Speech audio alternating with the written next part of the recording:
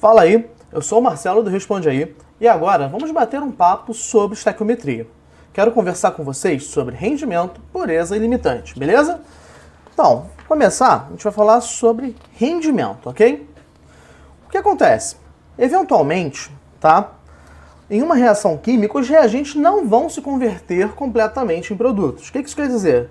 Bom, você vai colocar o reagente lá no reator e ele não vai reagir. Ele simplesmente vai ficar lá paradão, como se nada estivesse acontecendo. E isso vai influenciar na formação de produtos, ou seja, menos produto vai ser formado e a gente tem que contabilizar isso. Beleza? Não entendeu muito bem como é que isso funciona? Tá bom, vamos ver um exemplo que você provavelmente já viu.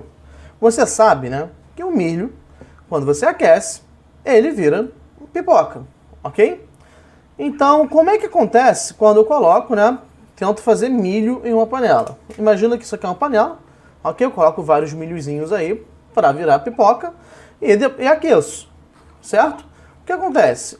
Ao longo do aquecimento, boa parte dos milhos vão estourar e vão virar pipoca, mas a gente vai visualizar que muitas vezes vai sobrar ainda milho que não estourou, ok? Que é esse milhozinho que a gente tem aqui no fundo.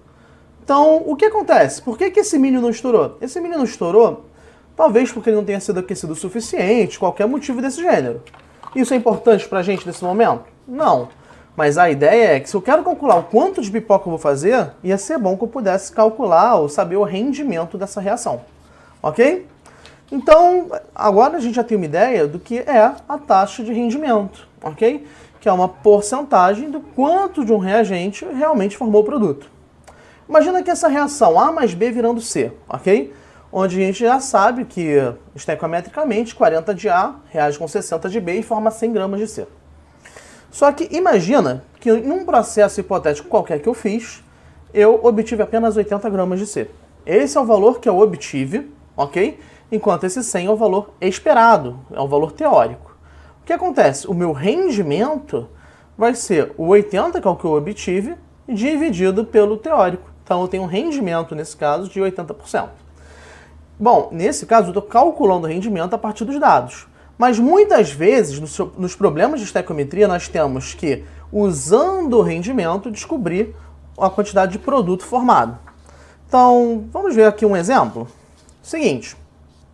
Qual a massa de água formada ao reagir 20 gramas de hidrogênio com 75% de rendimento? E a reação é essa aí, já balanceadinha para a gente poder fazer, ok? Então, vamos lá. Como é que a gente faz isso, certo? Bom, é mais simples do que parece, tranquilo? Primeira coisa, a gente vai fazer o cálculo normal, ignorando, no primeiro momento, o rendimento, tá bom? Então, vou pegar ali as massas molares do hidrogênio, vou relacionar com a massa molar da água e usar também os índices, né, os coeficientezinhos da reação, que são importantes para eu poder fazer a conta certinha, ok? Então, para cada 20 gramas, vou formar X. Então, fazendo essa continha, X, né, eu poderia obter, no caso ideal, 180 gramas de água, né? Vamos botar aqui a unidade. Então, se eu obtiver 180 gramas de água, seria com rendimento de 100%. Mas, na verdade, eu tenho um rendimento de apenas 75%, não é isso? Então, se o meu rendimento é apenas 75%, eu tenho que pegar esse valor ideal e multiplicar para aquele rendimento. Ok? Então, fazendo as contas aí, eu vou obter um valor real, ok, de 135 gramas e não 180. Esse valor aqui é o real. Por que real? Porque ele está considerando o rendimento do meu processo que aconteceu. Ok? Bacana. Então, o rendimento vai ser sempre assim que a gente vai usar ele. Ou a gente vai calcular, ou a gente vai ter o rendimento e vai descobrir a quantidade de um produto a ser formado. Beleza? Então, pureza. Ok? Então, um exemplo que eu gosto de trazer para pureza é o feijão. Imagina o seguinte, você já viu alguém fazendo feijão? O feijão, para você preparar o feijão, o que acontece? Ele deve estar puro. Mas imagina o seguinte, época de férias, eu estou em casa, as crianças foram lá e misturaram o feijão com milho. Eu não posso fazer feijão com essa mistura aqui. Então, a gente vai ter que partir adiante, ok? Tirando isso. Então, o que acontece? Eu tenho um feijão que tem uma massa bruta, ok? Que tem uma mistura, que não é só feijão, mas eu tenho que preparar um feijão que tem a sua massa pura, ok? Então, como é que eu faço isso? Eu vou, por exemplo, tirar cada um desses meninos que estão aqui misturados com feijão. E aí eu vou obter aqui a massa pura do feijão e vou poder usar esse aqui para fazer a feijoada, para fazer o feijãozinho, beleza? Então, o que acontece? O milho, nesse caso, né, seria uma impureza no feijão. Então, eu tenho que tirar a impureza, ficar apenas com a massa pura, e com essa massa pura, a gente vai poder fazer as contas da estequiometria, ok? Então, tem que tomar cuidado, por quê? Porque a impureza, ela não pode entrar nas contas, ok? Então, feito isso, tá tranquilo. Vamos ver um exemplo? Imagine o seguinte: qual a massa de água obtida ao reagir 20 gramas de hidrogênio novamente com 50% de pureza? Então, tá aí novamente a reação, né? Vou usar sempre essa questão, esse enunciadozinho básico, porque eu não estou preocupado com massa molar, com nada desse gênero. Quero só explorar esses conceitos aí. E vamos fazendo, beleza? Então, olha só, como é que eu faria nesse caso? Nesse caso, de novo, faço a reação, só que eu tenho que tomar cuidado, porque a minha massa bruta é 20 gramas. Mas essa massa bruta não vai reagir ela. O que vai reagir é a massa pura. Eu tenho que considerar, então, a pureza da água, do hidrogênio, ok? Para descobrir a massa de hidrogênio que vai reagir. Então, a massa de hidrogênio que vai, de fato, reagir nesse problema é 10 gramas.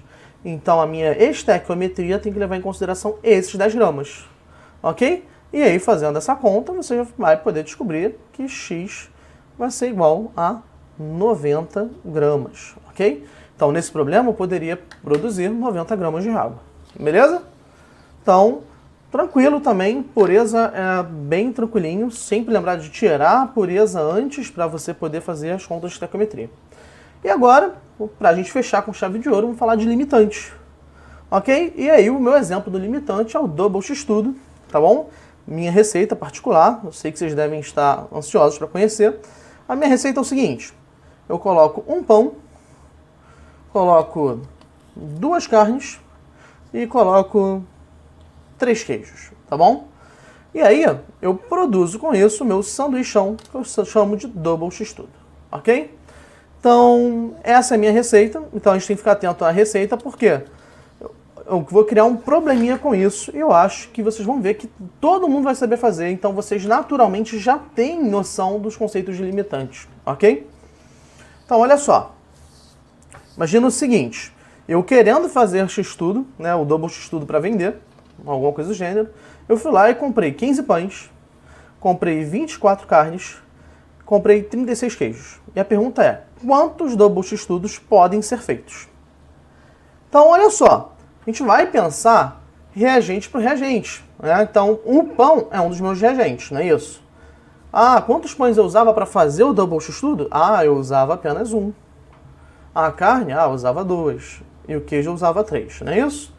Então, a gente vai tentar relacionar, né, com esses valores aí padronizados, que são os da reação química, né, os coeficientes, e descobrir quanto é o máximo que eu posso produzir de cada um deles, ok?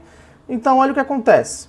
Eu poderia produzir 15, né, double x-tudos aqui. Eu vou chamar só de double, tá? Se eu usar todo o pão, eu faço 15 doubles. Vamos chamar de doubles, ok? Se eu usar todas as carnes, bom, eu preciso de 2 carnes para fazer um double, então eu vou poder fazer no máximo 12 doubles. Ok? Então, vou fazer 12 doubles usando toda a carne. E se eu usar todo o queijo, né? Aí vocês vão ver que também vai dar 12 doubles.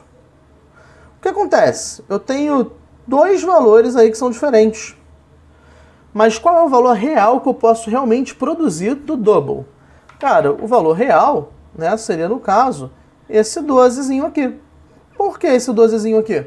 Porque quando eu fizer o 12º sanduíche, o 12º double, vai acabar a carne, vai acabar o queijo e eu não vou ter condições de fazer mais double, ok? Só vai ter pão. Não vou poder vender pão, né? Senão faria pão e não sanduíche, beleza? Então, a ideia é essa, você relacionar cada um dos reagentes e ver o quanto você pode produzir. E aquele valor menor produzido é o máximo que você pode produzir. E aí, nesse caso, a gente pode dizer que esses 2 caras aqui, eles são os limitantes do meu processo. E que esse cara aqui em cima está em excesso. Beleza? Então, vamos ver aqui um exemplozinho para a gente finalizar? Imagine o seguinte. Qual é a massa de água obtida ao reagir 20 gramas de hidrogênio e 200 gramas de oxigênio? Tá aí a reação, né, que a gente já fez algumas vezes. E aí a ideia é o seguinte. Eu vou ter que calcular a quantidade de água que eu posso produzir usando todo o hidrogênio e a quantidade de água que eu posso produzir usando todo o oxigênio. Então, repara que ó, eu tenho uma estequiometria aqui relacionando o hidrogênio com a água. Ok? Vamos botar aqui. Aqui é o H2, aqui é o H2O. Ok? E aqui eu tenho O2 e aqui eu tenho H2O. Tá bom? Então, a minha relação é de 2 hidrogênios formando 2 águas, de um oxigênio formando 2 águas. Ok? Então, fazendo essas contas aí, eu estou descobrindo quanto que eu posso produzir de água usando todo o hidrogênio. E eu estou descobrindo quanto eu posso produzir de água usando todo o oxigênio disponível. Fazendo essa conta, o que eu vou ter? X, quantidade de... X1, né? Usando todo o hidrogênio, dá 180 gramas. E X2, usando todo o oxigênio, dá 22,5 gramas. Então, quanto que eu realmente vou poder produzir de água nesse caso? Nesse caso, eu vou produzir no máximo 22,5 gramas. Ok? Por quê? Porque no caso, o O2 é o limitante. O que acontece? Quando eu produzir 22,5 gramas de água, vai acabar o oxigênio e eu não vou poder fazer mais a reação. Ah, e o hidrogênio? O que tem o hidrogênio? Ele está em excesso. Ok? Então, é isso aí, galera. Diz pra mim, esse vídeo te ajudou? Responde aí.